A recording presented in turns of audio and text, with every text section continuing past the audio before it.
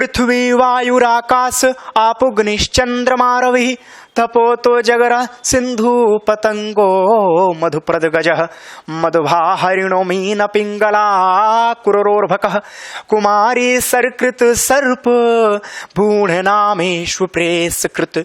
क्या क्या सीखा, किन किन गुरुओं से, इसका विस्तार इसका वर्णन बहुत विस्तृत है। लेकिन हमने जो विद्युत मनुष्यों से, संतों के मुखारविंदों से जो हमने सुना है कि उन्होंने संक्षिप्त में समास योगतः, समास अभ्यास में संक्षिप्त में उन्होंने जो बताया उसको हमने सीखा। जैसे कि अभी हमने देखा कि वृक्ष पर जितना हम पत्थर मारते हैं लेकिन फिर भी वृक्ष फल देता है, उस प्रकार से पृथ्वी को गुरु बना करके महर्षि दत्तात्रेय जी महाराज ने सीखा, महामुनि श्री दत्तात्रेय जी ने सीखा कि पृथ्वी सहनशील है। उस पृथ्वी से हमें सहनशीलता सीखनी चाहिए कि व्यक्ति भी उसी प्रकार से सहनशील बने, सहनशील हो। पृथ्वी पर अनेकों पाप हो रहे हैं, अनेकों क्या हो रहे हैं, लेकिन पृथ्वी उसे सरलता पूर्वक सहन करती जा रही है। चंद्रमा को गुरु बना करके सीखा कि चंद्रमा घटता बढ़ता है, पर वस्तुतः चंद्रमा नहीं घटता बढ़ता है, ये चंद्रमा की कलाएं घटती बढ़ती हैं। चंद्रमा की जो 12-16 कलाएं हैं, उन कलाओं की सभी कलाएं घटती बढ़ती हैं। उसी प्रकार से यह बच्चा बुढ़ा, यह जवान है, यह शरीर बच्चा बुढ़ा और जवान होता है, आत्मा में बचपना और बुढ़ापा नहीं आता। नैनम छिन्दन्ति शस्त्राणि नैनम दहति पावकः न चैनम क्लेदयन्त्यापो न शोषयति मारुतः। हे पार्थ, हे अर्जुन, न एनम शस्त्राणि छिन्दन्ति न एनम आत्माम शस्त्राणि छिन्दन्ति। इस आत्मा को शस्त्र नहीं छेद सकते हैं, शस्त्र आदि नहीं काट सकते हैं। न एनम पावकः दहति, और ना ही इस आत्मा को अग्नि जला सकती है। नैनम दहति पावकः, इस आत्मा को अग्नि नहीं जला सकती है, और ना ही इसे जल गीला कर सकते हैं, और ना ही इसे वायु सुखा सकती है। क्यों? क्योंकि अछेद्यो अयम अदाह्यो अयम अक्लेद्यो अशुष्य एवचा नित्यः सर्वगतः स्थारुण अचलो अयम सनातनः। यह आत्मा अछेद्य है, यह आत्मा अदाह्य है, यह आत्मा अक्लेद्य और अशुष्य है, तथा यह आत्मा निसंदेह नित्य स्थिर रहने वाला अचल और सनातन है। तो यह आत्मा घटता बढ़ता नहीं। जब इसको शस्त्र नहीं काट सकते, हवा स्वयं सुखा नहीं सकती, तो फिर ये घटता बढ़ता इसको कैसे हम कह सकते हैं? तो आत्मा में बचपना और बुढ़ापा नहीं आता है, और आकाश के समान परमात्मा अनंत और व्यापक है। और सूर्य से हमने सीखा कि गर्मियों में रस को लेते हैं, सविता गोभी रसम भुंगते, और उसी रस को वनस्पतियों में बिखेर देते हैं। इस प्रकार से संत को भी चाहिए कि जहां से जो कुछ मिले उसे स्वीकार कर लेना चाहिए, और जहां आवश्यकता दिखी तुरंत दे देना चाहिए। आसक्त किसी वस्तुओं में आसक्त नहीं होना चाहिए। इस प्रकार से सूर्य से सीखा। सर्प से हमने सीखा कि चूहे ने बिल खोदा और सर्प जाकर के चैन से रहा, क्या हिम्मत जो चूहा सर्प को निकाल दे। उसी प्रकार से संत को भी ऐसे ही मौजी होकर के रहना चाहिए कि दुनिया वालों ने बहुत खूब बना करके रखा है, तमाम व्यवस्थाएं हैं, जहां मन लगा वहां आप रमिए, निवास कीजिए, मन उछटा चलते बनिए।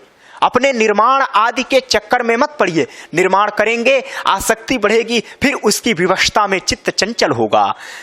और एक भंवरे को गुरु बनाया महाराज। भंवरे को गुरु बना करके क्या सीखा? तो भंवरे को गुरु बना करके यही सीखा कि प्रतिदिन भंवरा एक एक पुष्प से एक एक कण लेकर के मस्त रहता है, और पुष्प भी देख करके उसे विकसित होता है। उसी प्रकार से संत को भी चाहिए कि 2-2 रोटी सब घर से मांगे, और मांगेगा और मस्त खाएगा, मस्त रहेगा।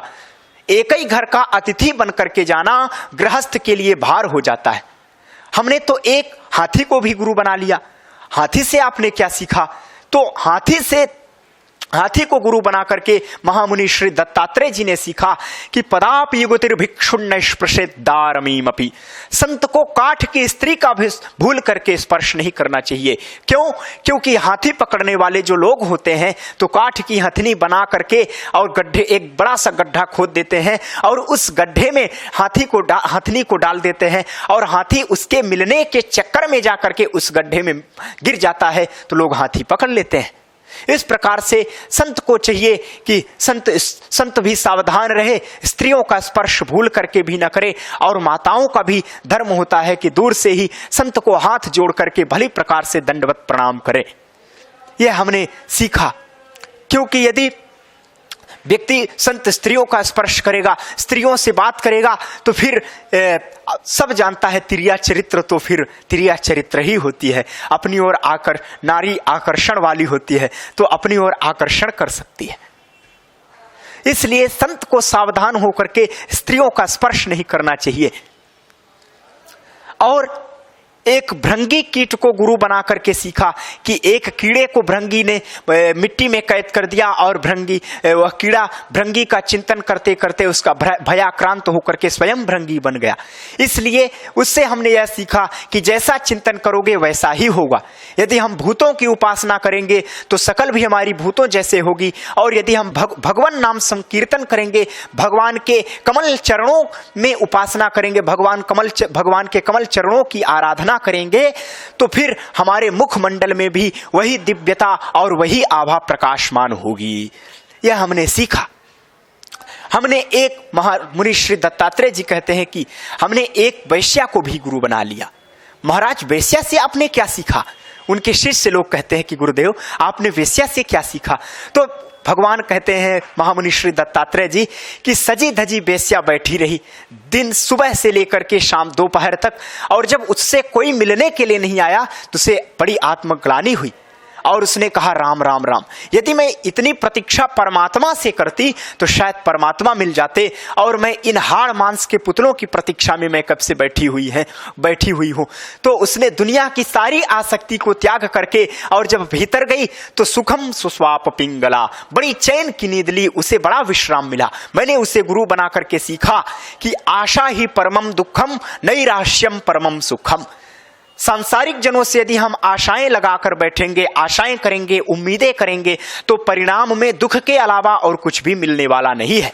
इसलिए यदि हमें आशा करनी है तो आशा किससे? आशा एक राम जी से, दूजी आशा छोड़ दे, नाता एक राम जी से, दूजा नाता तोड़ दे, साधु संग राम रंग, अंग अंग रंगिए, जाहि विधि राखे राम ताहि विधि रहिए, सीताराम सीताराम सीताराम कहिए, जाहि विधि राखे राम ताहि विधि रहिए। इस प्रकार से, जिस प्रकार से प्रभु यदि हमें रखें उसी प्रकार से हमें रहना चाहिए। और आशा करनी है तो सिर्फ आशा प्रभु से ही करिए, और आशा करके भगवान के कमल चरणों की उपासना कीजिए। इस प्रकार से भगवान के चरित्र का विस्तार करते हैं कि यदि हम भगवान के मुखारविंद, भगवान के पादांबुज का यदि ध्यान करें, भगवान के चरण कमलों का ध्यान करें, तो हमारे मुखमंडल में भी वही दिव्यता और वही तेज प्रकाशमान होगा, वही आभा प्रकाशमान होगी। तो इस प्रकार से भृंगी को गुरु बना करके सीखा, और एक बाण बनाने वाले को भी गुरु बना करके सीखा कि बैंड बाजे की, वह बाण की नोक में इतना मस्त हो गया कि बाण बनाने में इतना मस्त हो गया कि बैंड बाजे की सवारी निकल गई और उसे पता तक नहीं चला। तो उससे हमने सीखा कि संत का ध्यान ऐसा होना चाहिए, इतनी एकाग्रता मन में बनी रहे कि प्रभु में ही वह लीन रहे और दुनिया से किसी प्रकार का नहीं।